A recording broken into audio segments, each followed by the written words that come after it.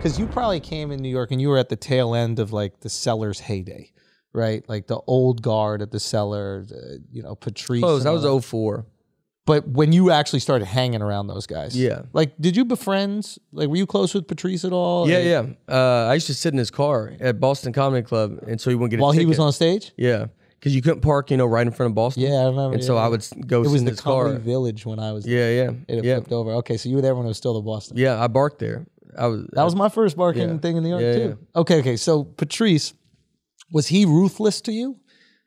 He was, so which I've talked about it, but like I learned quick to kind of just whatever he would think I am, I would just go with it. So like he would be like, y'all not believe in dinosaurs? And I'd be like, nah, yeah, I don't. Yeah. Like I would just say whatever he wanted. I've never thought about that ever in my life. Like I've learned about dinosaurs, but the fact that he thinks we didn't, I was like, I was like, no, we don't believe in dinosaurs. I would just go with it. Right. And so he was like very nice. I mean, we would go to his house for The barbecue. Yeah. And like my wife would go over there, and then he was very nice to my wife, and he because she would always like, I don't know, like help clean up after or something. He like loved that. Yeah. And so Patrice was always very, very cool. I met him.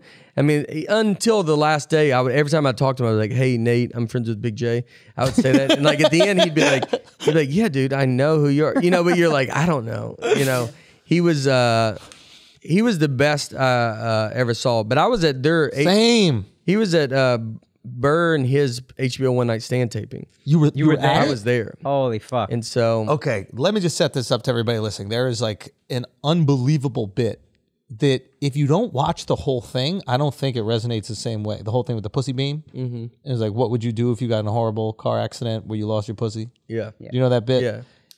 If you just see that within like the clip online, it doesn't get the full effect because there's like 20 minutes of buildup where the audience is kind of fighting back and forth and they're laughing, but at the same time, some of the women in the audience are giving him some pushback and they're looking at him like he's this sexist and you're objectifying us and all that.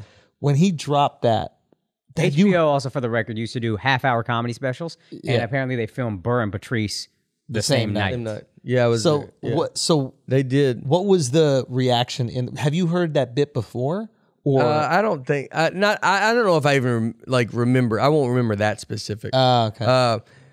But I remember them warming up to it, like or running their set, right? Yeah. And they were running at the Boston. I remember one night I timed Patrice's set because it was like they had to do a half hour. Yeah. And so when he got done, I was like, "Hey, you did like 36 minutes," and I remember him being like, "All right," and then walked away from me. And this is like.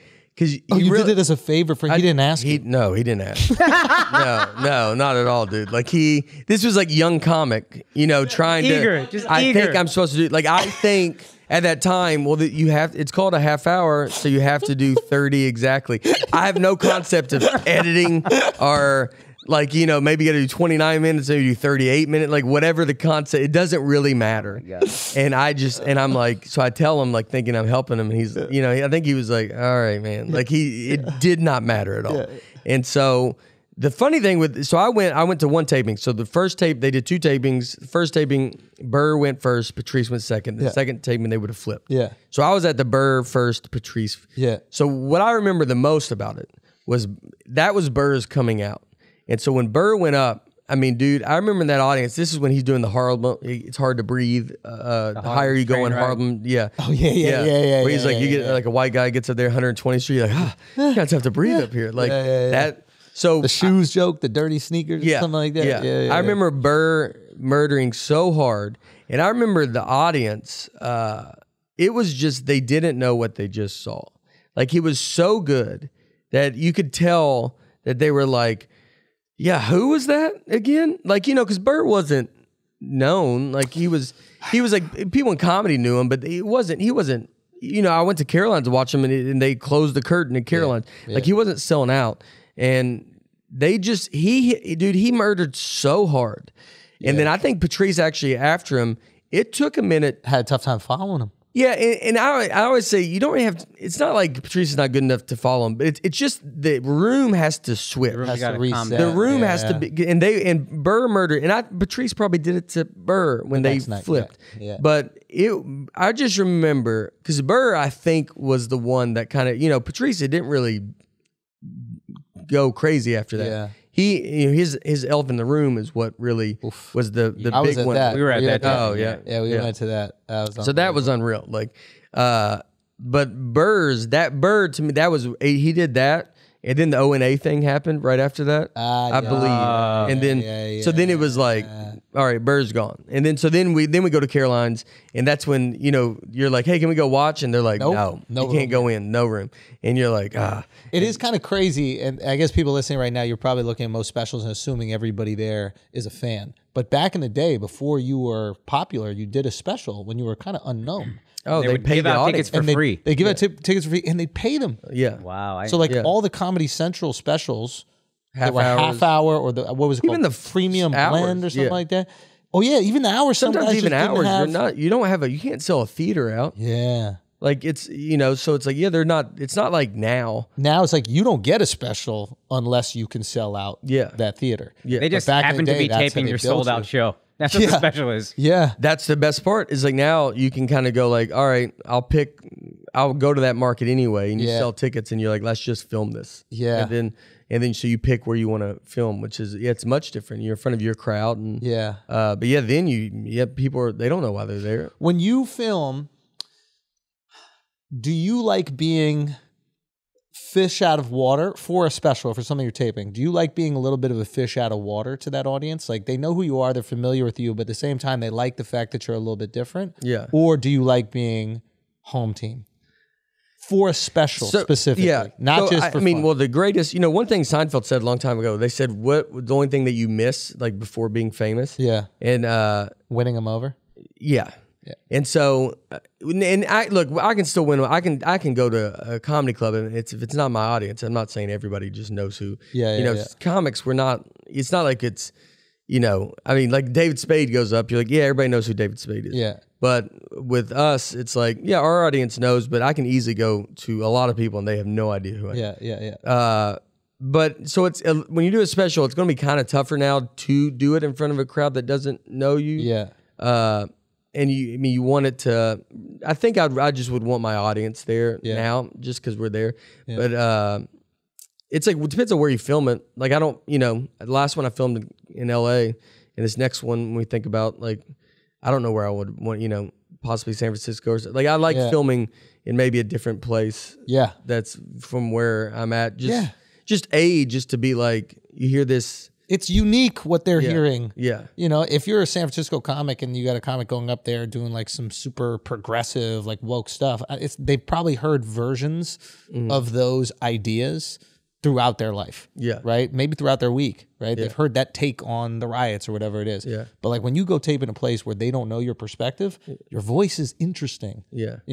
What you're saying, your opinions are interesting. They know who you are. They're ready for what you have to do, but it's still refreshing. It's like, yo, fine. Yes, this guy's different. Yeah, he's different. And so maybe you don't win them over, but you still get to be unique, Yeah. to them. I hate the winning them over. I'm so glad that's done. You didn't like that? That's stupid. It was my least favorite part of comedy. The first 3 minutes of comedy sucked. Yeah. Hated it. Yeah. Because I have to like explain it's like, I would always look at some comics that they're like a big fat comic could just be like, hey, I'm not going to fall over on you. They'd like do some fucking Move the mic. hacky. Yeah. Or whatever. move the mic Now stand so you can see me. Yeah. Exactly. Like, but what it did is essentially calmed everybody and got everybody on the same page. Like I understand the magic trick that they're doing, right? But when I would go up there, it's like, I'm like, I don't want to I know what you're thinking. Yeah. Like I don't care about that. Yeah. I just want to talk about what I want to talk about. Unfortunately, I have to like. You don't know am I Jewish? Am I fucking Italian? Like nobody understands like what I am. I use some like hip hop vernacular. So like there's all this confusion amongst the strangers. So I just have to start out with a really funny fucking joke. Yeah. And then everybody goes, okay, whatever he is, that's funny. fine. Yeah, you're handcuffed by your lack of uniqueness in the sense that y'all are just straight white dudes. Like there's like use Patrice, the elephant in the room. When I walk out there, Yeah. Well, now it's more normal, but before I don't see a lot of comics that look like this guy. Yeah. And so if I don't address it, they're gonna be like, "Hey, Yeah. buddy." Yeah. It's almost like a guy. Like when I would do shows in Harlem, I just wouldn't talk about it or the Bronx or Yeah, whatever, and I'd yeah. bomb. And then I realized it's like They don't see people like me outside of the bodega. Yeah. Yeah. So it's almost like a guy in a wheelchair going up and just doing jokes. You're gonna be And like, not "Motherfucker, acknowledging this it, is not yeah. what's interesting to me about you." Yeah, it's a weird thing. It's like a gift and a curse, right? Yeah, Because but the gift, to finish real quick, to your point, the gift is I know exactly what to talk about when I get up there. Yeah. Your curse is what the fuck do you talk about when you get what up do you there? think I am? Yeah. You Yeah. got an accent at least, so But something. the guy's got an I have an Italian name, accent. Nate Bargatze. Yeah. And then he goes up there, starts speaking in a Southern accent. There's going to be a little confusion. Yeah. I'm sure you had bits about that in the beginning. Yeah. You had a funny joke about your Yeah. Italian family. I'm Italian family. Yeah. It was. do you remember all Yeah, your old? no. It was something about Yeah. like he just stayed there or something. Like, Yeah, it was like Oh, I remember this bit. something. Yeah, I'm blanking on now. Yeah, we're Italian and something I don't know. Anyway, Something, but yeah. like I would think about that. Like there were these like a gay comic that doesn't present as super gay. Yeah. That dude's got to come out every time. Like the hardest Yeah. thing in his life probably was coming out. Oh yeah, And he's every got time he show. go, hi guys, I'm gay. And then you got a few dudes in the audience. He hears his parents' reaction every time. Every time he has to relive it. And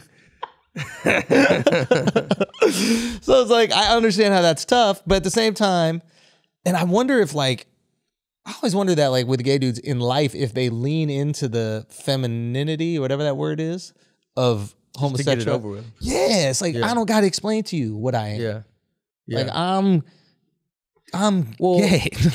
So you do got to learn. So I do think the benefit I do have is the Southern accent. So I mean, I was always. You didn't change your shit at all. Some people move Yeah. to New York and all of a sudden they start talking like us. Yeah. And your accent got stronger. It was worse. Yeah. Like when I first met you, you were just speaking like neutral. yeah. By the end, It was getting you real. were Nate There, Bargatze. well, always took it. That's another thing I hated. I hated when like Southern people moved to New York and then they would trash the South. Like I like someone to be proud. I don't care where you're from, but I want you to love where you're from. Yeah, That's yeah, all I yeah, want. yeah. I don't care where in the world Yeah. you're from. Yeah. Just be way on board with you. Like love your home. Yeah.